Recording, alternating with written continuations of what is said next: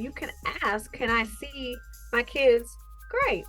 Like if a teacher calls or complains, or your child's not at school, or you're not in the class tardy, something should be sent to your house. All right, y'all, welcome back. It is T. Grow, Tracy, Adrian, Denise, and we are Life Tribe, doing life as wives and friends. Let's get this party started. It is time for our first topic of the day, ladies. Our last 2 episodes have been hit, and they are doing exactly what they're supposed to do, touching other people, bringing them into our tribe as we go forward. And I am so excited that we have so much to talk about today. Y'all ready? Yes, I'm ready. Yeah. So our first topic, we're going to jump right into something that we talked about a little bit last time, and this TV wives thing. Everybody has a TV wife, right? Y'all know a couple TV wives. Am I right? Yes. So today, over this week, everybody was tasked to choose their wife personality. I hope everybody has their wife personality and their reason, because y'all know I might have a wife, but I don't have no reason. Let's go for it. Who's first? Okay. I'll go. Okay. So the wife that I felt like I connected with was the wife from My Wife and Kids, Tisha Campbell. And I can't think of her name. I'll have to go back and watch it. But it's funny when you sent this task and I was flipping, because me and my husband used to watch this TV show all the time. And I picked her because of the family dynamics of the wife and the husband. They're goofy, but also there are times when they're serious with their children and each other. And I feel like that's my husband and myself.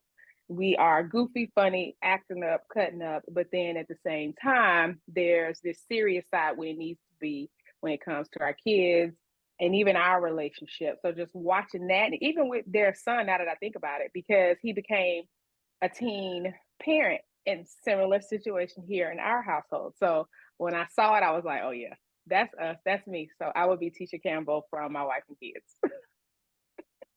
I love it, and I love the reasoning. Yes. I love the reasoning. That was a good one. Yeah, that was. Okay, who's next? Denise. All right. Well, as I have gotten older, I realized that I am a fusser. So, and it's not something to be like, ooh, girl, I'm a fusser. No, I know that's a downfall, but I was watching something on Instagram, and the Huxtables was on, and Miss Huxtable was going in on Vanessa, and I was like, oh my God, that is so me right there. Because if my daughter decides she want to just up and go somewhere like to Maryland to go to a concert I told her not to go to, you better believe I'm going to go get her. And she's not going to have any words. There's no words that you can say. I'm going to be like, over. Even if I ask the question, she's like, how could you do this? And she was like, but Mom, don't you say nothing to me. Yeah, that would be me. So maybe I'm not the lawyer aspect of it. I do have a professional job, but You do? nothing is classier than Miss Huxtable. And I'm hoping that I'm that classy. Absolutely. But on that fussing level of how irate she was, lady should have got a complete award. They're tripping. Like she was going in. And so I was like, yeah, that would be me. Yeah. All right. I love it. LaToya? So mine is probably more so because of the framing of the show more than, well, probably equally than just the wife. But, and I'm not going to say her name right either, because I'm going to call her Pam. Tanisha. Pam from Everybody Hates Chris. Yeah. Oh. She's forever Pam. There's nothing. But yeah, she's forever Pam. Right, exactly. But her mouth and just the framing of the show, like they had it was they did a lot of racially inappropriate humor, like the teacher, the white teacher, and they kind of assumed, that was one episode where they was asking about him not having a dad, like because they assumed because he was a black boy, he didn't have a dad. And y'all know me with the defying the stereotype of baby mama drama. Right. So I think Pam, Everybody Hates Chris. Tashina? Yes, Uh-huh. Tina Arnold. Yes. I would mostly connect or relate to her type of wife that she was on the show because she had a mouth on her. She was still a very big personality on that show as well. And like I said, just because of the framing of the show altogether. Okay, I love it, girl. Y'all gonna be mad at me because y'all gonna think I'm lying. Or I'm exaggerating because I have a tendency to exaggerate stories. I got like 3 of them to tell today. But I swear to y'all, my first person was Tisha Campbell. And I was gonna go in on Tisha and how, even from Martin, I was gonna do all that. And I was like, okay, she took that one. I'll go to Claire. Denise took my Claire Huxtable, which I started with last week. And I was like, okay. I go with Pam. That's because we're so in sync. So I don't have a wife yet because y'all took mine. So I'll go back and I'll watch shows. And who's the still pick? Right, you that's can no still rule have that the you same can't one. pick one of them. Okay, so if I had to choose from the 3, because I'm pointing at you, T, because on my Zoom, you right here under me. So I would not choose Pam because she was just so hard about everything, and I went through that stage and I kind of let that go. And I would not choose Tisha Campbell, although I love me some Tisha Campbell. I feel like she is, a little too much in the show. And then, but down here on the diagonal, Denise, I will go with Claire Huxtable because I feel like I am professional. I know when to have a good time. I know what I like. I know what I want out of life. And ain't nobody finna come in my house and treat my family no kind of way. Like I'm that. Look at you being Claire. You sound like her right there. What you talking about? It's like she said, and tapped into her inner Claire. What's his name? Elvin come up in here? Mm-hmm. I got something for him. That was good. Yeah. So everybody put in the chat which wife you would be. If it's somebody outside of one of these shows, you could also choose from Florida Evans. It just depends on who you like. So take the time to put that in the chat and we will do our best to respond. Yes, because I definitely loved Weezy too. Like she was quick with the comebacks. Like George, like she was his perfect match. Like he was a whole lot, but she was like, she definitely leveled him out. Mm-hmm. So yeah, Weezy was a good one too. Oh, this so what we're gonna do is we're gonna insert a clip of this lady from TikTok who talked about, and I don't have to be the host. I ain't trying to be the host. I'm just, just talking. Anybody want to take the lead on this? Good at what you do. Keep going now. We ain't Destiny's Child. We'll mind. Wait a minute. I feel like I'm gonna have to bleep that out so we don't get a cease and desist, baby. Please. They will come. They will. No, they won't. Not for that, y'all. Come on now. Come on. I listen to I'm just gonna make it silent and write it. Okay, so there was a lady who had a child who was in the 12th grade. Mm-hmm. So he was put back into the 9th grade because of his credits and his inability to make the grade. She was unaware of it from 9th to 12th grade. So y'all watch this clip real fast. Son is, I don't know what to do for him. This coming June is when Tiffany France thought her son would receive his diploma. And I'm just trying to fight. He like, Mom, what was all this for? What did I do this for? Like, don't he get a chance? Do he get a chance? But after 4 years of high school, this mom just learned her 17-year-old has to start over. He's been moved back to 9th grade. Why would he do 3 more years in school? He didn't fail. The school failed him. The school failed at their job. They failed. That's the problem here. They failed. So who's going to be the first? Oh my gosh. Like, where do you even start? Because in the clip, she blames the school for failing her child. And I agree, the school holds some responsibility, yes, because to me, they have due diligence of informing parents of when your child is not passing classes. Report cards should be sent home. If, as a teacher, if you in my class and at some point you're failing before report cards come out, I'm notifying you to let you know. I'm contacting you, even as you are approaching, and I get it, high school, they're working with 150 to 200 kids because they are high school. So I totally get that, but there should have been something done on the school's behalf to let her know at some point where he was at. But then, mama, you don't just get a pass on this. And one of her excuses was that she was working, I think, 2 or 3 jobs. So it's like, I get it, you're working, but at the same time, as a parent, your job as a parent first, and to be checking in with your son. If you feel like, and we know the characters of our children, we know when they gonna show us the report cards, when they not, we Right. know when they lying. So if at some point you're not asking these questions and you don't feel like he's telling you the truth, contact the school. But that's just unacceptable. I'm so sorry. She's to blame, and the school is to blame as well, in my opinion. I agree. I think that as somebody who has an experience with being a single mom, I get how life can be a lot, right? And I get how we can miss some responsibilities, being truly transparent.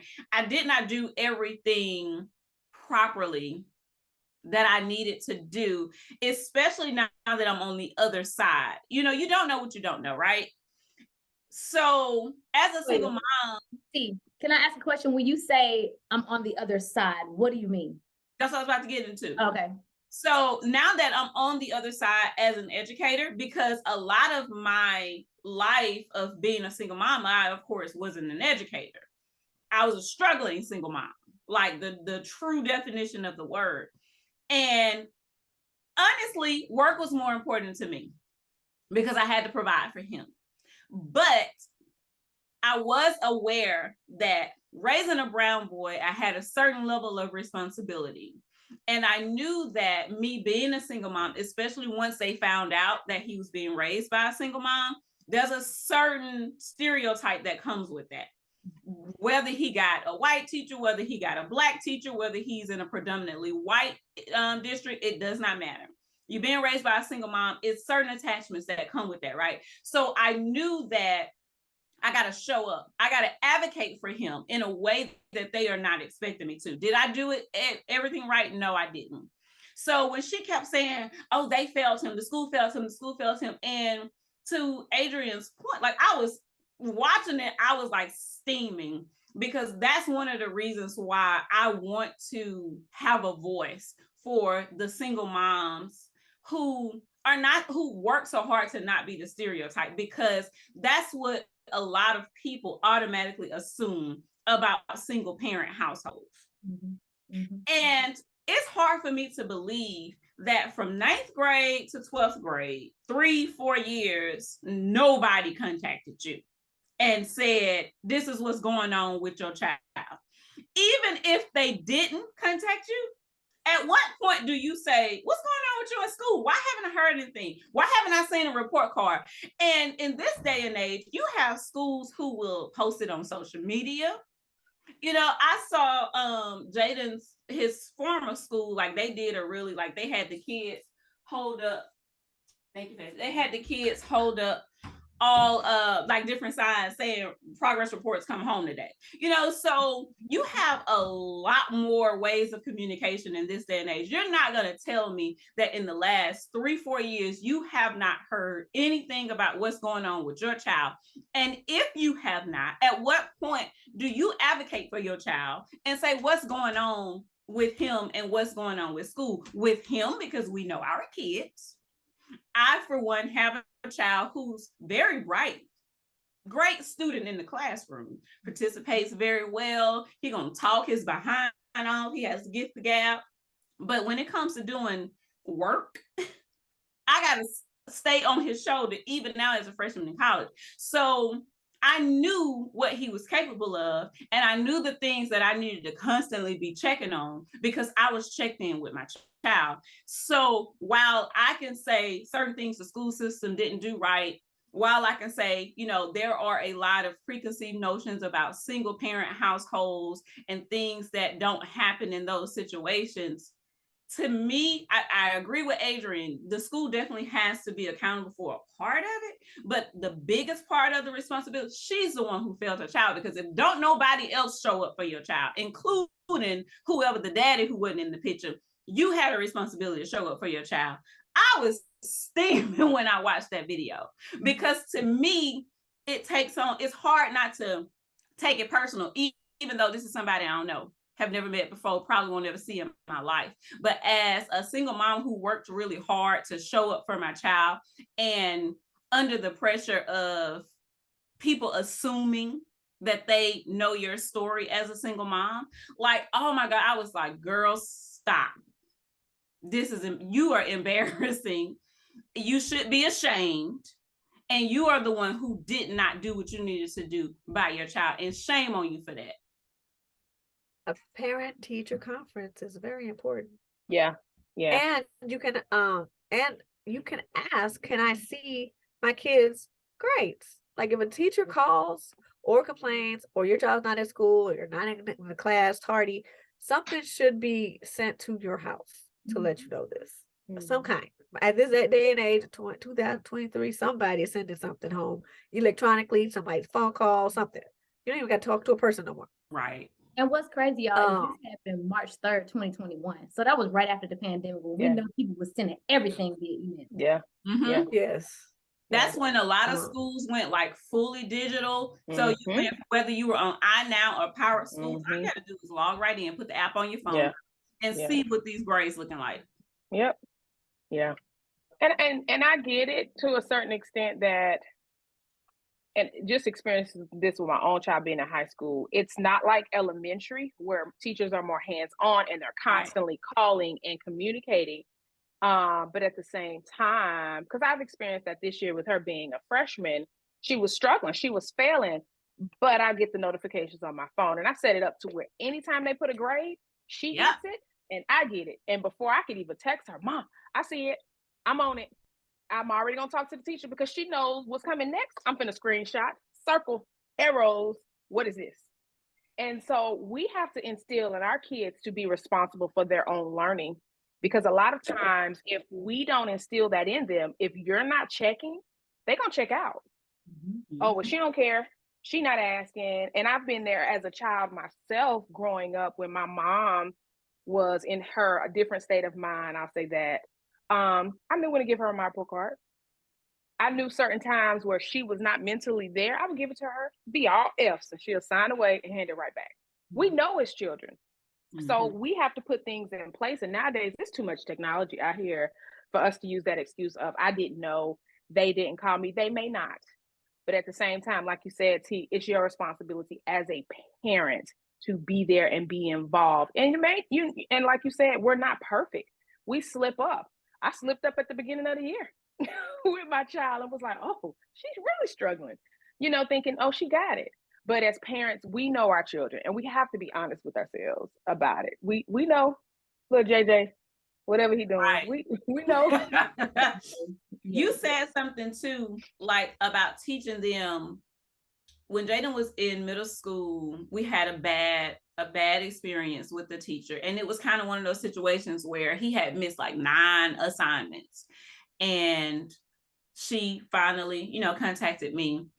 And I'm the type of parent, because I already had those kind of complexes about being a single mom, like I would introduce myself to the teacher, at the beginning of the year, let her know these are things that we have challenges with him in class. If you see this, let me know. So I thought I was being proactive so that they could know, okay, this is a parent who I can communicate with. She's going to work with me. Of course, nothing's perfect. That's not always the case. But after we had that bad experience with him, and I told her, don't wait till we 9 assignments in before you contact me, because at that time we did not have where you could log on and check the grades. But also I told Jaden, here's the thing. And this is not the case for everybody. I know some amazing teachers who are not Black and brown teachers. So I don't say this in generalization, and it's not to offend everyone, but it's a truth that is a reality for us. You are a brown boy. And in some of these classes you walk in, because you are a brown boy, he was tall, in some cases taller than some of his teachers. So they didn't see him as my baby or a little kid who's still immature in some areas. And the reality is, just because of what you look like, they're not going to have an expectation for you, period. They're not going to treat you like I treat my kids, like you my child. When you here with me in my classroom, you my child. So I'm going to hold you to a high expectation because I believe in you and I know your capabilities. I've taken the time to know you. No matter who you are, what you look like. Absolutely. Yeah. You're not always going to have a teacher like that. So the lesson, though, is not to use that as an excuse and say, oh, you know, she don't think nothing about me, or she don't like me. You got to have an expectation for yourself, because unfortunately in life, period, everybody is not going to have an expectation for you. It's still your responsibility to show up for yourself. And I started teaching him that early, because the reality is, our brown boys, they're going to be faced with that a lot in their lives, unfortunately. So we got to do the groundwork behind the scenes. We got to lay that foundation that, look, it's going to be some people that's going to write you off before they even know you. Unfortunately, when you're talking about school, before you even enter their classroom for real. So despite what they have going on, you got to have an expectation for yourself. You got to show up for yourself. You got to communicate with me. You got to be honest with yourself. But I also was the type of parent, like Adrian said, I knew my child. I knew where he would slack off. And to me, she was just so disconnected, at least from the little clip that we saw on TikTok. Now, of course, I guess it could be a lot of other, factors to go into play. But from what she said and what we saw, like, she was completely disconnected from what was going on with her child. And for 3 to 4 years, girls, stop. We get it together. So I feel like you guys have touched on all of my emotions as it pertains to this woman. So I want to go into the solution-based area for single moms, for moms that are married. Like, it's important. I have a tendency to pick up my pen and write down things y'all say, because that's what I do. So that's why we got you moderating and stuff. Come on now. So I feel like y'all all touched on the piece of the mom communicating with the teachers. Now, just all transparency, every last person on this podcast is an educator. So our view is going to be a little bit different than the parent who is not. Toya, you talked about that a little bit. Before you were an educator, you blank. And then you talked about it, but you didn't reference it. After I became an educator, I saw this. With my children, I saw this. So I think that is one important piece that has to be taken into consideration. A lot of times parents, moms, dads, single moms, single dads, I've seen it all, because I've been in education for about 20 years. How long have you been in education, Adrian? Close to 20, about 18. Okay, well, I think I'm at 19 right now, because I started in January. What about you, Denise? I want to say about 15, 16 years. Okay. And T? I'm still in Neo. 5 years, 6 years. Baby, you here. We need you. As you go through being an educator, you look at things different. You know your child, like, you've had your child longer than you've been a teacher, T, in your regard. Adrian, you've had your career longer than you've had children. And then Denise, you sound like you kind of even out. Like, tell me where you at. I've been educator as long as my child has been alive. Yes.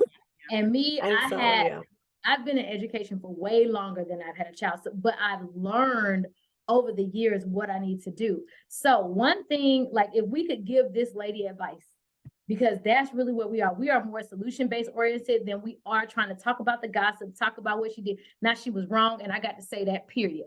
I know the school system should be held accountable. I get that piece, but that ain't where I'm at. You as a mama have to be standing in for your child. Yes, you got to advocate. That's my heart.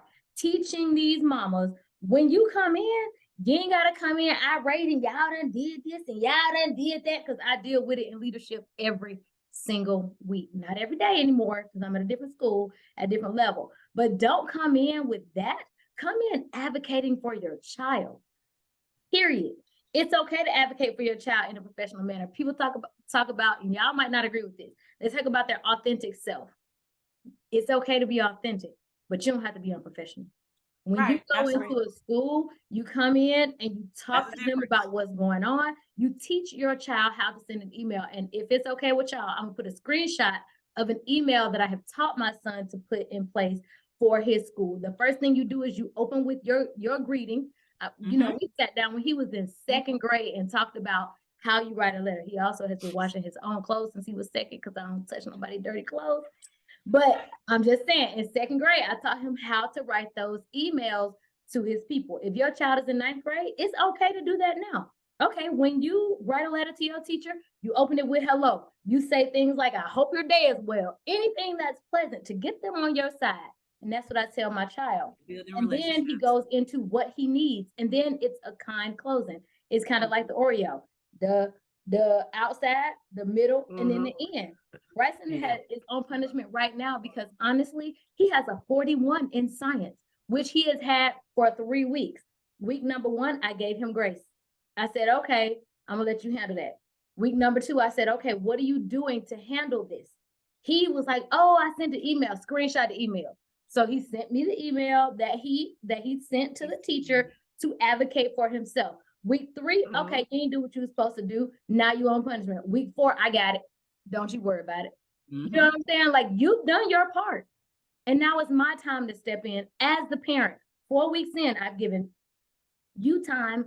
I've given you a break. I've given you time to advocate for yourself. I've given you time to reach out to the teacher and give them time to do what they need to do. This week, y'all, he gonna be on punishment, but I'm gonna be talking to the teacher like, on February 3rd, Bryson sent you an email that stated blah, blah, blah. Please see the screenshot below. Yep. You did not respond, therefore I am coming in to ask you the questions. If you would like me to come to the school, I'm on my way. And that's what this parent needed to be doing. She was checking behind herself, and as she does not, y'all know this is my Claire Huxtable, as she does not, then I'm gonna step in and I'm gonna come up to the school. Absolutely. I'm gonna do what I got to do as a mom, because y'all not gonna fail my child. Yep. Not unless he absolutely deserves it. Not unless he absolutely deserves it, because that's something you said. Like, when you think about solution-based action plans, like from jump, you got to be honest with yourself. You can't be that parent that's quick to jump the gun. You got to be honest with yourself about who your child is. You got to know your child. Let's start there. You gotta know your child, and you gotta be honest about who your child is. That's why for me, like, it was important to me to go in letting teachers know these are the things that I know about him. I know we have these challenges. I'm letting you know you're gonna have these challenges, but I got you back. You know, these are things that we are already working on. You know, so it's typical for him. So when you do send me an email or need to call me about these issues, I already know, he did it. Yep, that's him. But on the flip side, I know when you say something is going on, and I know that's not my child. No, that's not him. I know he's never had an issue with disrespect, or, you know, I know he will slack on homework and written work and book work, things of that nature, but he's going to participate. He's going to be very respectful. You know, he's very easygoing. You know, these are things that I know about my child. So it makes it easier to communicate with teachers. And like you said, I started teaching Jaden. We know, you know, and I love what I do. Being an educator it's not only my 9-to-5 profession, it is a purpose. You know, God has put me in this position for a reason. But the reality for a lot of our community is by 3rd grade, most school systems have decided something about you based on your behavior patterns and your academic patterns. And so I started and this was even before I became an educator, I started teaching Jaden early. By 3rd grade, they've decided whether you're going to go left or whether you're going to go right. you have to be aware, even at a young age. To me, it was important for him to be aware of that, because we don't know what we don't know. There was a lot that I didn't know as a parent before I became an educator, but there was a lot that I knew just based off of life and society norms, you know? So I made it my business to make sure that my eyes were open to certain things. The reason why I introduced myself to them teachers and made sure they saw my face, because I wanted them to know, this one brown boy, you're not going to be able to just do any kind of way. You're going to have to show up for him, you know? Now, when he don't do the things that he is supposed to do, guess what? I got your back. And he's going to be held accountable, because learning accountability is very important. He's going to need that as an adult. So he's going to be held responsible, and he's going to learn accountability, but so are you. I'm going to hold you to it, because as a teacher, as his teacher, that's a part of your duty to him. Adrian, were you about to input something? As you were talking, and as you look at the video, we have to remember our children are watching us, and we are picking up these same mannerisms, and it's going to fall on them, and they're going to be doing the same thing in life. If you constantly going around blaming someone else and never taking responsibility, our children do the same thing. Yes. They do the same thing. So, I tell my daughter all the time, if you don't show or put forth an effort to show your teacher that you're interested in your own learning and you care about your grades and how you are progressing, they're not going to care. They're going to treat you just like a number. But soon as you, and I do the same thing, Tracy, I have her send an email and just copy me on it. And she's seen this year, especially, like, she'll send an email and she won't copy me. And it's quiet on the teacher's end. I said, did you add me? Well, no, add me. And as soon as she adds me in those emails, it's a quick response. And it's like, they want to know. And she knows. And it's like, once you reach out and then you have that conference, because I feel like that happened this year. I met with all her teachers, because there was a point that she's in this magnet school, and now she was on probation because she at one point did have 3 Fs. And then after the conference and after speaking to the teachers and them talking to me and explaining things to me, I had a better understanding, because high school is new for me. Elementary and middle, I have all day. High school is new. It's not my territory. So after I had that conference with the 2 of them, I knew what to do. I knew how I could support her. Now, one of them, I felt like she was still trying to avoid me. And then after, I just bypassed her after a while and just sent an email to the conference and then to the counselor, and then copied her on it. I think I added the AP in it too. And then all of a sudden, she calling me for a conference. Oh, I've been trying to get a conference with you for months. And you feel like because we texting or emailing, that's okay. No, because sometimes a conversation it's different than an email. I can express to you over the phone or face to face how I operate with my child and how we operate at home. Trust and believe, she's not out here. Oh, I've seen the grades, but I'm allowing her to take ownership of her learning. Now, at some point, I'm gonna be like, okay, now I need to step in because it's going on just a little too long and you're not doing what you're supposed to do. And I think we have to remember that as parents, our children are watching and we are raising them to be adults. And if we continue to blame others for what we're not doing, they're going to do the same thing. It's gonna be everybody else's fault but theirs. Denise, you have some input? Off of what Adrian said about the children are watching, that's so true. I've had 5-year-olds, 5 and 6-year-olds come to me and be like, I don't want to do this. Why do I have to do this? Why do I have to work so hard when my mom is at home doing what she does and watch TV? What is this? What I don't need none of this because I just want to do what my mom's doing, basically. And I was like, ugh.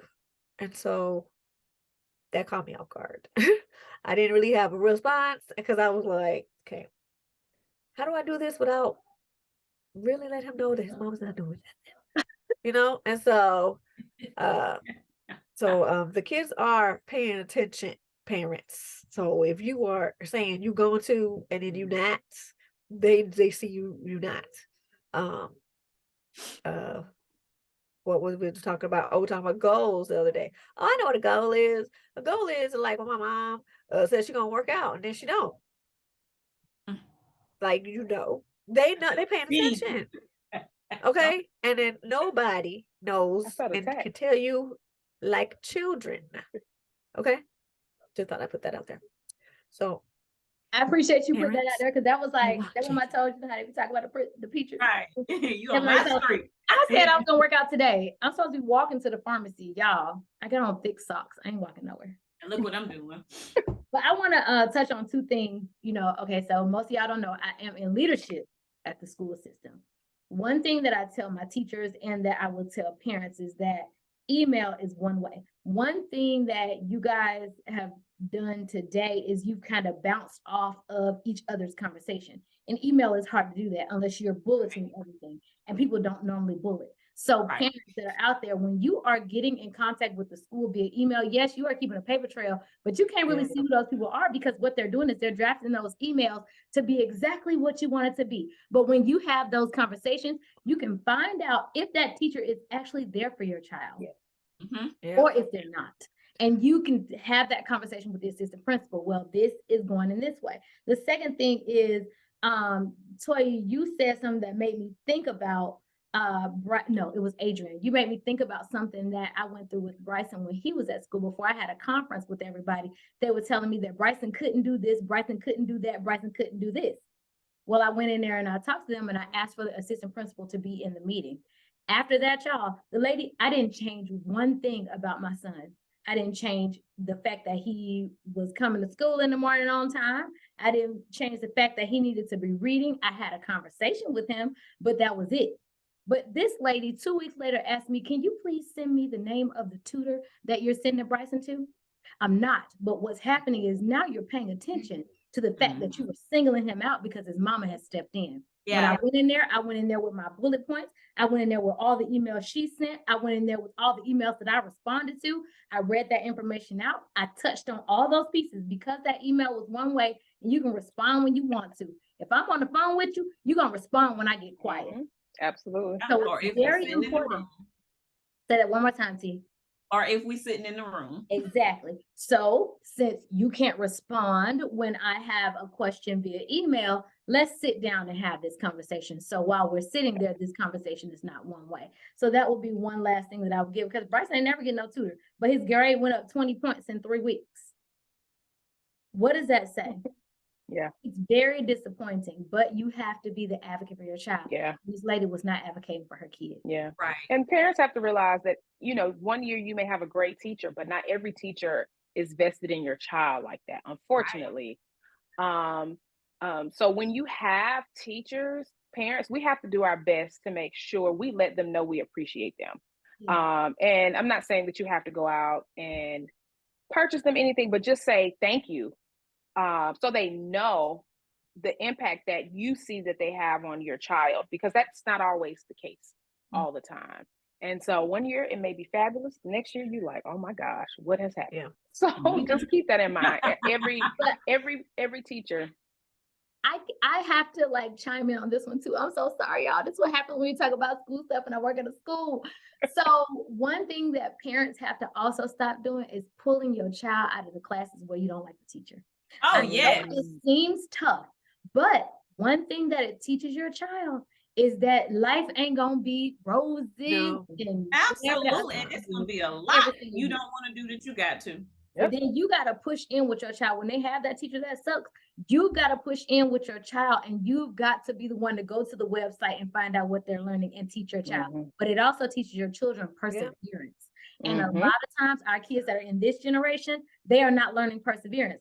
You are not going to like every single teacher. I have had so many kids advocate for themselves to move out of one class into another, and I applaud them. Good job, sweetie, for advocating for yourself, but I'm not going to move you. What I will do is I will provide you with some extra resources so you can make sure you get the information that you need.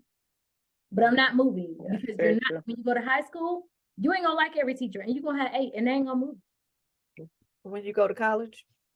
Oh, when you go to college, you for sure. It's a done deal. It's done. So I'm done. I'm gonna shut up now. I'm sorry. I'm a little bit down the middle of the road on that one because I agree with you. But conflict resolution is very important. And I think a lot of our kids in this day and age, they lack that, right? But I also feel like, yes, like you said, I'm not going to take you out of the class. You got to persevere. You got to figure out a way. you know, because you're not gonna like every boss either.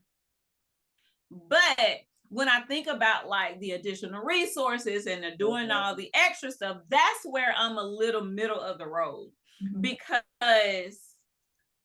I need you to do what you're supposed to be doing. You know, it's not okay that you get to be subpar. You're talking about the teacher. You're talking about the teacher. Right. The Okay. teacher. Just want to clarify for those. Yeah. Okay. Yeah, the teacher. I'm talking about you don't like the teacher.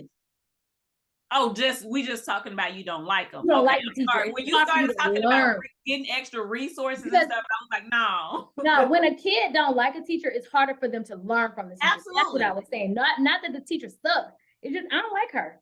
You know, Yeah. so I'm with I'll you. give you some extra stuff and you're gonna have to work a little harder for a person that you don't like. Not that the teacher is subpar. No, I'm actually thinking about a very good teacher, but this kid don't like that teacher and they want to move. I'm not moving. So there's a block, they're shut down. Yes. I'm not gonna, you're gonna fight for this. Right. I'm absolutely but yeah, I agree with you too.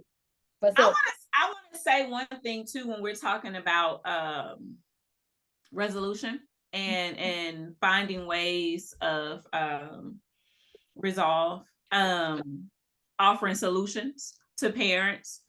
Y'all know, y'all single parents, that's my heart. Mentorship is important, and I say that because I get it. I get being in a situation where you can't take off work because the checks that you're making barely covers the bills, and if I miss a day, it's not like they are a teacher or working in a profession where they got paid time off. If I miss a day, I'm not getting paid, and I need them dollars because I'm already living from check to check. You know, that's where that old parent mentality to come in. If I got to take off work to come up there one more time, you know, but that's reality for a lot of people, right? Yeah. You can't just take off like that and get a conference and go see the teacher. And I understand that. But one of the things that helped me is, especially in high school, because like you said, in high school, teachers are not so forthcoming with information. And honestly, they shouldn't have to be. You know, because the kids they're little adults. They're getting them ready for college, right? To a certain, you know, within reasonable limits, of course.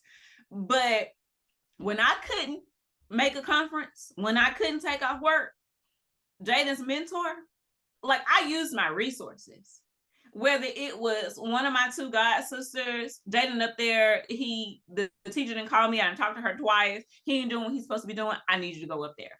Or his mentor, this is what's going on at school, I can't get a conference, I have you on his list, can you go up there and find out what's going on? So that's something too that we need to be mindful of, like use your resources. Like unfortunately, the world we live in and just life period, like God did not design life for us to be able to get through it alone.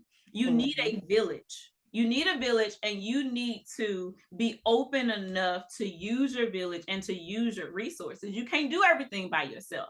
I get it. There is a certain badge of honor in being a single mom who is handling everything on her own, and you know, you're not letting them get in your way, but you want to think about things and what's going to be the best benefit for my child.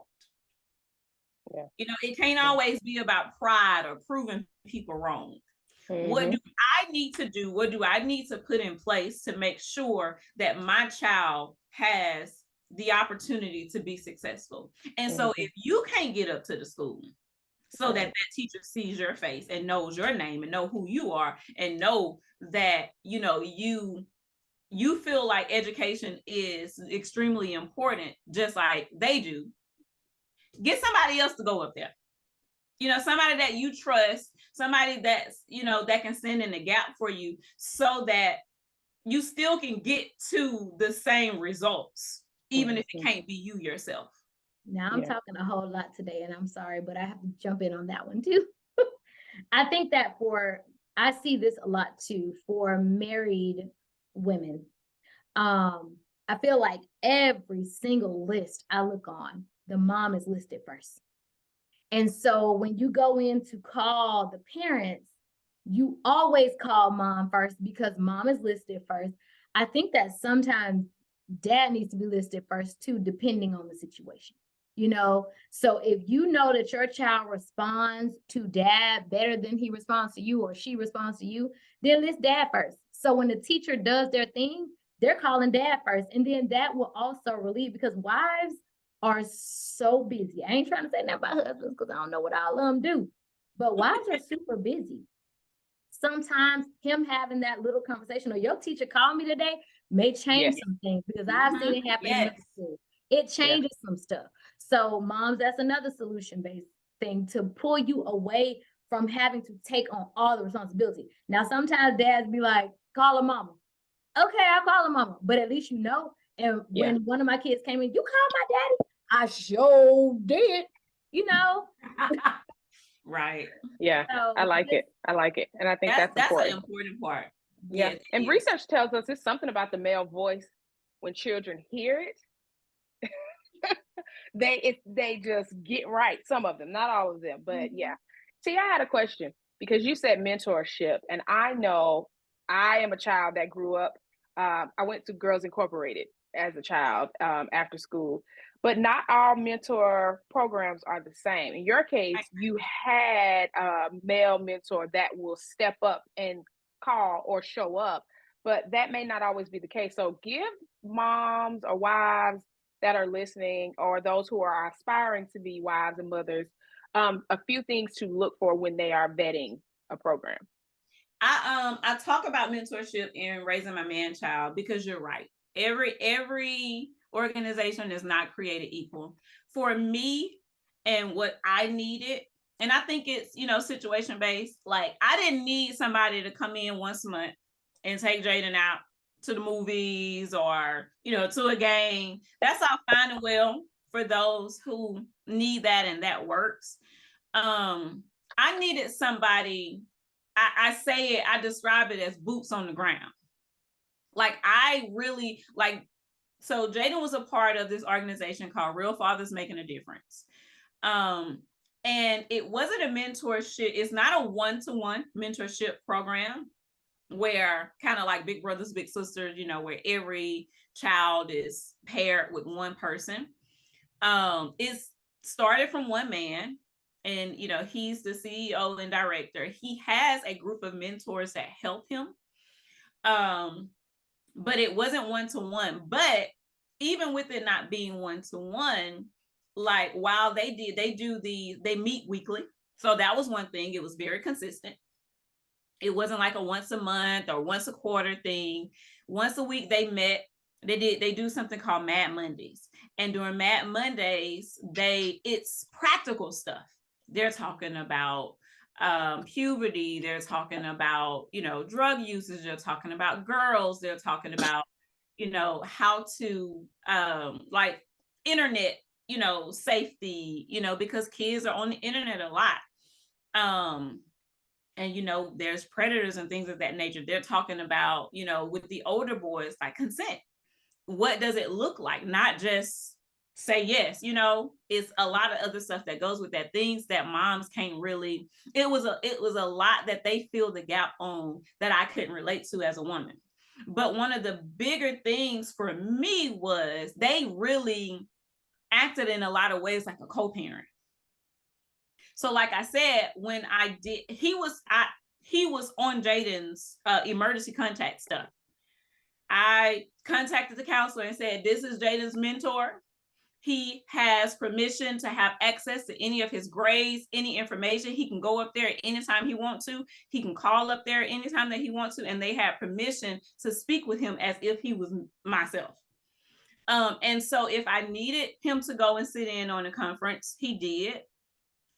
Or he was very proactive. If I said, Jaden's failing these 3 classes, with our program, the boys have to turn in their report cards.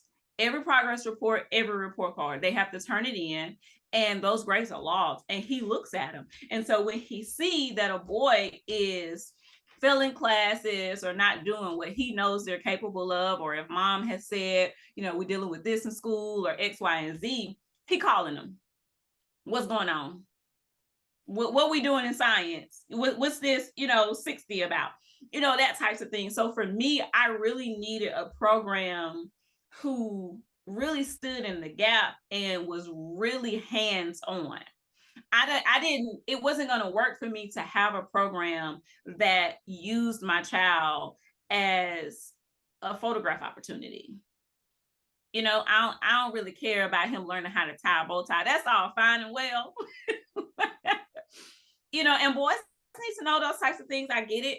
But I needed somebody to stand in the gap and fill the void where his dad would have been doing those things. Things that as a mom, he's not going to receive from me in the same way. And I don't know those things on a level that a man would know them. So that was what was important to me in looking for a program. Now, to each his own. You might be the type, your son might not need all of that. He might just need somebody to spend some time with him. And that's okay. Every organization has its purpose. For me, in our situation, I really needed a co-parent, and that's what they were willing to be. And that's what helped me stay on top of things like Jaden's grades and him doing what he needs to do in school. Because when I couldn't be there, they were willing to go up there. And he knew if Mr. LC go up there, he gonna ask all the questions, and he gonna get on to you because he has full permission to get on to you, and then I'm gonna get on to you. So he had multiple people holding him accountable, even though he did not have a dad's presence. He still had that male figure. So for me, that's what I needed in a program. So when you talk about vetting, it's going to be based off of what you feel like your son needs. Mm-hmm. What I needed like the full thing because Jaden's dad was completely absent. Good stuff. Yeah. So hopefully this was helpful to those who are listening, or they may know others who are in similar situations, or they themselves are in this type of situation. Right.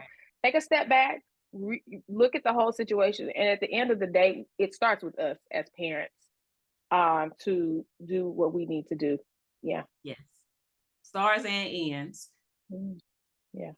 This has been an amazing conversation. It has. I feel like we might have to split it up into two, but I think that this was an amazing conversation that will change some lives or change some attitudes, change some ways of approach. And I think that is one of the most important things that this will do. This was not the excited laughter episode like we had last time, but this was real. It was real for single moms, for married moms, for wives, for single wives.